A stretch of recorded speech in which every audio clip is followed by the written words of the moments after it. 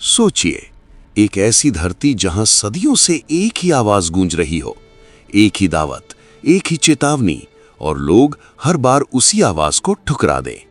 फिर एक दिन आसमान बदल जाए, हवा का रंग बदल जाए, जमीन अपनी ही चुप्पी तोड़ दे। क्या इंसान अपनी हट की कीमत चुका सकता है?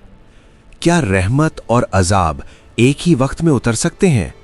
और क्या एक कश्ती पूरी इंसानियत की कहानी बदल सकती है?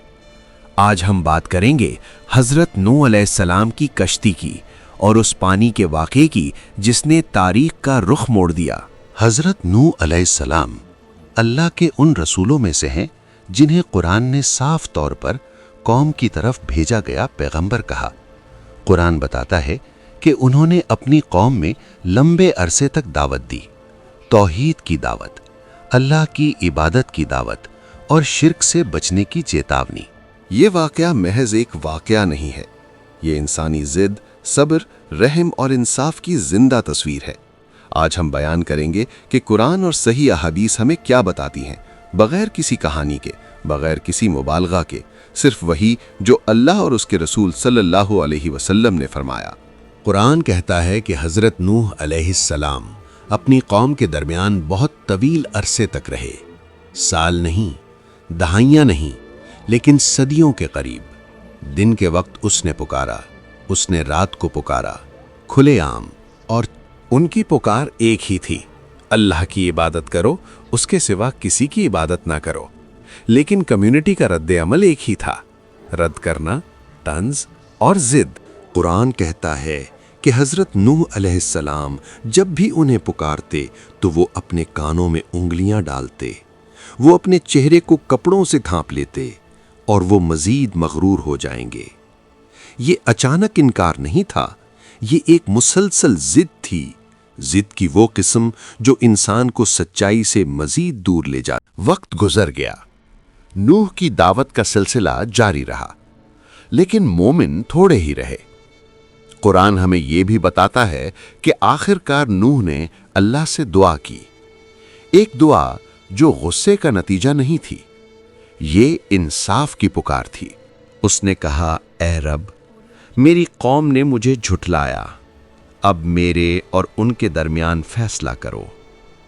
अल्लाह की तरफ से जवाब आया, हुक्म आया कि जहाज बनाया जाए, अल्लाह की निगरानी में, अल्लाह की वही के मुताबिक। कुरान वाज़े तौर पर कहता है कि जब नूह अलैहिस्सलाम कश्ती बना रहे थे तो उनकी कौम ने उनका मजाक उड़ाया। कहने लगे, आज तुम हमारा मजाक उड़ा रहे हो, कल हम तुम्हारा मजाक उड़ाएंगे। ये अल्फाज मगरूर थे, लेकिन नूह का जवाब सब्र था, उसका ईमान था और अल्लाह पर भरोसा रख। कश्ती बनती रही, वक्त ने अपना सफ़र जारी रखा और फिर वादा किया हुआ लम्हा आ गया। कुरान हमें बताता है कि जब अल्लाह ने हुक्म दिया तो ज़मीन से पानी फूट पड़ा और आसमान से पानी भी बरसने लगा। दोनों आपस में मिल गए और ऐसा सैलाब पैदा हो गया जिसकी मिसाल पहले कभी नहीं देखी।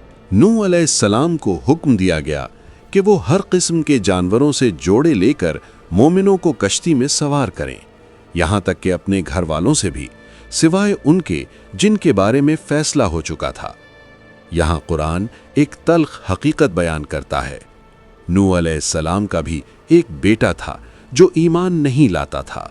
जैसे पानी की लहरें पहाड़ों की तरह उठीं, नूह अलैहिस्सलाम ने अपने बेटे को पुकारा, हमारे साथ सवार हो जाओ, काफिरों के साथ न रहो। लेकिन जवाब आया, मैं पहाड़ पर पनाह लूंगा।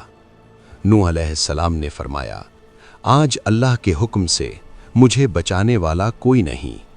और फिर उनके दरमियान लहर आई और बेटा डूबने वालों में शामिल था। कश्ती चल पड़ी, लहरों के दरमियान, स्याह बादलों के नीचे और पानी की गरज के दरमियान।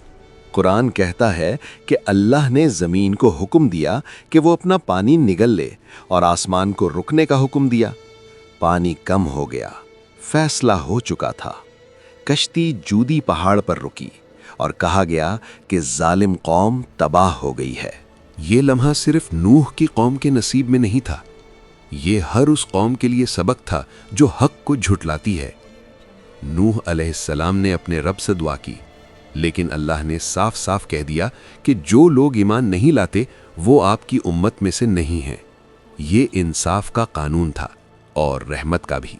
اب ذرا سوچئے، ایک طرف وہ لوگ تھے جو صدیوں سے سچائی سے منہ موڑ چکے تھے، اور دوسری طرف ایک نبی تھا جو صدیوں تک قائم رہا۔ سیلاب کا منظر کوئی افسانہ نہیں تھا، یہ اللہ کا حکم تھا۔ قرآنی آیت میں درج ایک حقیقت، آسمانوں اور زمین کی ملاقات، ہر طرف پانی پھیل گیا اور ایک کشتی کی حفاظت۔ یہ صرف تباہی نہیں تھی، یہ نجات بھی تھی۔ صحیح حدیث میں ہے کہ قیامت کے دن لوگ شفاعت کے لیے مختلف انبیاء کی طرف رجوع کریں گے، اور آخر میں حضرت نوح علیہ السلام کا ذکر ہوگا، جنہیں پہلے نبی کہا جاتا ہے۔ اس سے ظاہر ہوتا ہے کہ اس کی حیثیت صرف ایک قوم تک محدود نہیں ہے، لیکن یہ پوری انسانیت کی تاریخ سے جڑا ہوا ہے۔ اس وقت جب سب کچھ ڈوب رہا تھا، اللہ کا حکم ماننے والے ہی بچ گئے۔ یہ اس کہانی کی سب سے بڑی سچائی ہے۔ نوح کی کشتی کی کہانی ہمیں ایک واضح پیغام دیتی ہے۔ سچائی میں تاخیر کرنے سے وہ تباہ نہیں ہوتا، صبر آخر کار فیصلہ کی طرف لے جاتا ہے، اور ایمان سب سے بڑی پناہ گاہ ہے۔ آج بھی انسان وہی غلطی دہراتا ہے، وہ سوچتا ہے کہ طاقت، دولت یا پہاڑوں سے بچا لیں گے، لیکن قرآن کی یہ کہانی ہمیں بتاتی ہے کہ اسے صرف اللہ ہی بچا سکتا ہے۔ یہ کہانی ہمیں خوف زدہ کرتی ہے اور ہمیں امید دیتی ہے۔ ڈرو کیونکہ ضد کا نتیجہ تباہی ہے، اور امید کیونکہ اللہ کی اطاعت ہمیشہ نجات دیتی ہے۔ اگر ہم اس کہانی کو نہ صرف سنیں بلکہ اسے اپنی زندگیوں میں بھی نافذ کریں، پھر شاید ہم بھی اس کشتی میں سوار ہو جائیں جو ایمان کی طرف لے جاتی ہے۔